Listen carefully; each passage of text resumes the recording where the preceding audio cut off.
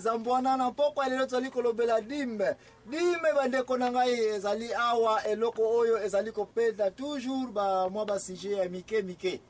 mwa ba discussion pe ezalaka ba nsuwa bidime bato eza obligatoire te ba nsuwa ezali obligatoire ba nsuwa ezali eloko ya kala lelo na poko oyo tozali ko continuer ko détailler qu'est-ce qu'il fait dime et puis nazali accompagner awa na sœur na ngai mama Ani nazali ngai moko te sœur na ngai na banza na question ya ko poser awa.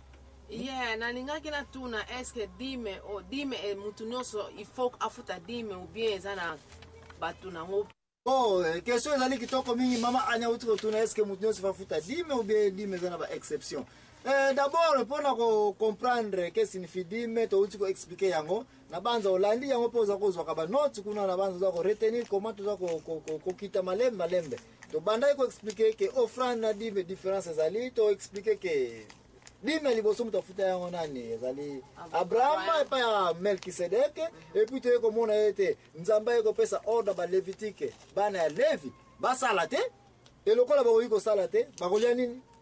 bakolata nini ndeto yeko mona ete nde place na komba dime yeko binake batu bayaka na ndako nzambe kofuta 10% ba dime na mpo ba Levitique ke basala nzambe ba passer bako ko vivre siko posant que est-ce que mutu nyonso futa siko dime réponse ezali oui mais réponse ezali non. Réponse à non, pourquoi? Parce que si on a un candidat Deutéronomie 14, nyonso na Deutéronomie. Okoya ko mona place bazali kolobela ete. Batu oyo ba mona na kete ke ba kwai ko atteindre 10 te. Par exemple, bazali kana bibwele 7. 10 meneza combien? Akuta ina kuya groupe ba pauvre. Elingo ba ke mutu sokaza en dessous ya 10 na likambo nyonso. Prenons un pays où ezali ke bazako liambo ezali ke 10 et que ezako pesa réponse mon côté pour diviser. Exemple na ko pesa. Ozana 100 francs. Mboka ngo balobi ke 100 10 francs baliaka yango te. Mais ozana 100 francs. Siko 100 francs divisé par 10 ça combien? 10 n'est-ce pas? Mais 10 francs on a ba mboka ngo 10 francs on a valeur mon côté. Et nous ba ke mutu automatiquement ko na groupe nini? Ya ba pauvre. Ako futa nini te? 10 mete. Na kata mukana peka Levitique oya ko mona place baza ko lobela ete ba handicapé ba to bazali ke lokole ou bien za koka ou bien za na ba problème physique ou bien aveugle bango le susu baza bato mo bavanda kana ko ba sengaka pesa nga ifona za mobola parce que za incapable ya kosala nini ya ko produire ya ko yana mwa mbongo oyo ezali ke ye moko na mutoki na effort na ye na punition oyo tozo epanzambe ke fubo ke no kosala po vivre na mutoki na bino soki mutoki na bango e mona nete ba wi kosala te kutu yo moko se na poser question osi okuta na barabara za kotamla bongo moni mutu za kosengo mbongo ya malebele kutu ozana ide wana mutu ndengo wana yo pesi azaki na moto yango azosenga automatiquement yebani aza incapable de produire bon mutu aboye automatiquement la dime aza na exception parce que il ne produit pas aza incapable mais na oyo nyonso azali ko kwena groupe ezali ke akoki ko produire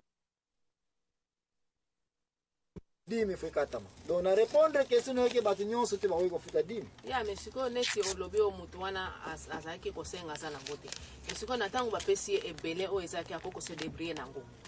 est-ce que azana droit kofuta dime tote bon merci mingi na question uti ko poser il faut ko comprendre importance ya nzambe makanisi ya nzambe ezali ya biso batu te hein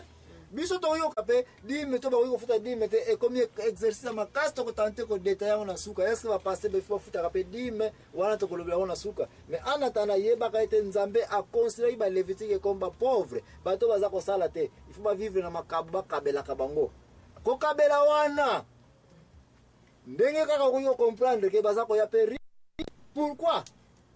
po bazozo ebele koleka po bazozo ebele mais ko bossa na te il n'y a rien pour rien parce que bazo sala mosala ya nzambe nzambe azali riche c'est pourquoi nzambe alobete ba onyonso bakozala na ngai bazali automatiquement béni ba Levitique bazali ko travailler na nzambe directement baza ko sala mosala très bien yango naza ko mona ete ba Levitique ki ba pasteur mais siko ndenge na za mutu na kata malola te bango bazo pesa bango baza nango te bazo tamusaka ba Mercedes bazo lataka bilamba talo mais biso tozo pesa bango toza na biloko même parce que Dieu est riche si Dieu est pour nous qui sera contre nous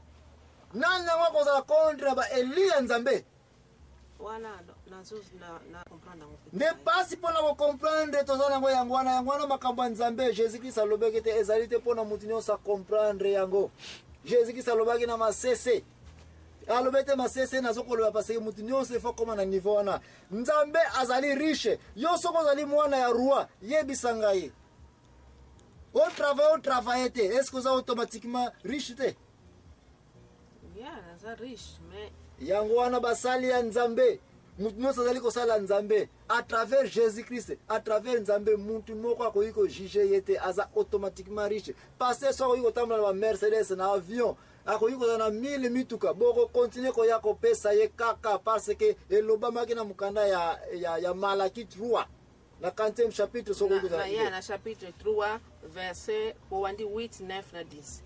bokuna bazolobela nini? dime mengo nazolobela ke po mutu azala beni na pasi aza na kati ya ndako azali eza na Malaki 3 na banza 3 na 4 po bazolobela bénédiction ekokontinue kokita na oyo azali kosalela nani? nzambe, n'est-ce pas?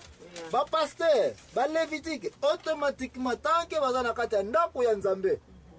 nani wakozala contre bango? d'ailleurs baapôtre koya komona place baza kolia biloko ya église na jour ya dimanche kutu lisusu bato baye kofunda bango na jésus réponse apesaki otali biapotelaki baapôtre nani akozala contre bango?